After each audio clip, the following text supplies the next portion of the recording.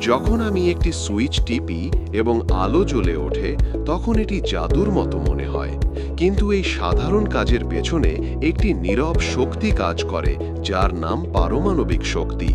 এটার মাধ্যমে আমাদের কারখানা চলে, আমাদের ঘরকে আলোকিত করে এবং নীরবে সারা বিশ্বে অগ্রগতির শক্তি যোগায়। কিন্তু এখানে একটি বিষয় আছে, পারমাণবিক শক্তির প্রতিটি কণার সাথে একটি ছায়া থাকে, পারমাণবিক বর্জ্য।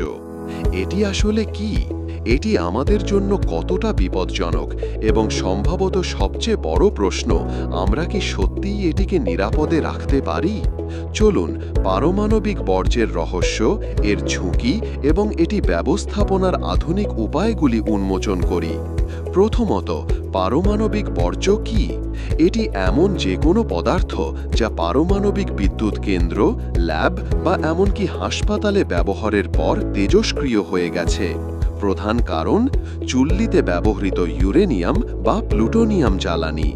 পারমাণবিক বর্জ্য তিন প্রকারের হয়: নিম্ন স্তরের বর্জ্য, যেমন গ্লাভস, ফিল্টার এবং তেজস্ক্রিয়তার সংস্পর্শে আসা পোশাক; মধ্যম স্তরের বর্জ্য, যেমন চুল্লির যন্ত্রাংশ বা রাসায়নিক কাদা; এবং তারপর আছে উচ্চ স্তরের বর্জ্য, ব্যবহৃত পারমাণবিক জ্বালানি নিজেই, যা এখন পর্যন্ত সবচেয়ে বিপজ্জনক। তাহলে এই জিনিসটি কতটা ঝুঁকিপূর্ণ?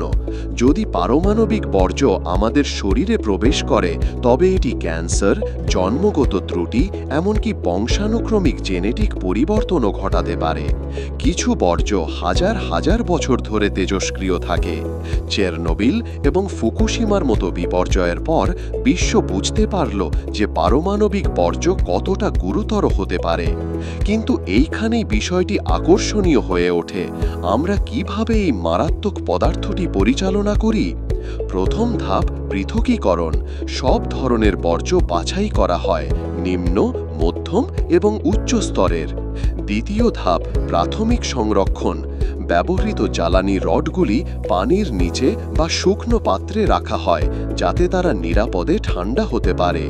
তৃতীয় ধাপ পুনঃপ্রক্রিয়াকরণ। কিছু জ্বালানি নতুন জ্বালানিতে পুনর্ব্যবহার করা যায় অথবা প্লুটোনিয়ামে রূপান্তরিত করা যায়। চতুর্থ ধাপ স্থায়ী সংরক্ষণ। সবচেয়ে বিপজ্জনক বর্জ্য মাটির গভীরে কবর দেওয়া হয়, যেমন ফিনল্যান্ডের ওনকালো রিপোজিটরি, একটি দুর্গ যা হাজার হাজার বছর টিকে থাকার জন্য তৈরি। সুইডেন, ফ্রান্স এবং জাপানেও বর্জ্যকে মানুষ ও পৃথিবী থেকে দূরে রাখার জন্য উন্নত ব্যবস্থা রয়েছে। বাংলাদেশের কি খবর? রূপপুর পারমাণবিক বিদ্যুৎ কেন্দ্র নিজস্ব বর্জ্য তৈরি করবে। বর্জ্য ব্যবস্থাপনার জন্য বাংলাদেশ রাশিয়ার সাথে চুক্তি করেছে।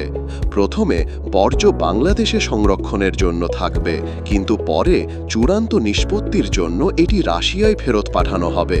কিন্তু মানুষ এখনও ভাবে, দীর্ঘমেয়াদে এই পরিকল্পনা কতটা টেকসই? এবার ভবিষ্যতের দিকে তাকাই।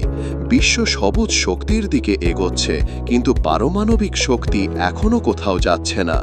বিজ্ঞানীরা বর্জ্যকে আরও নিরাপদ করার নতুন উপায় নিয়ে কাজ করছেন, যেমন সিনেরক প্রযুক্তি, গলিত লবণ চুল্লি এবং এমনকি এআই চালিত পর্যবেক্ষণ। কিছু দেশ পারমাণবিক বর্জ্যকে নিজেই শক্তির উৎস হিসেবে পরিণত করার আশা করছে।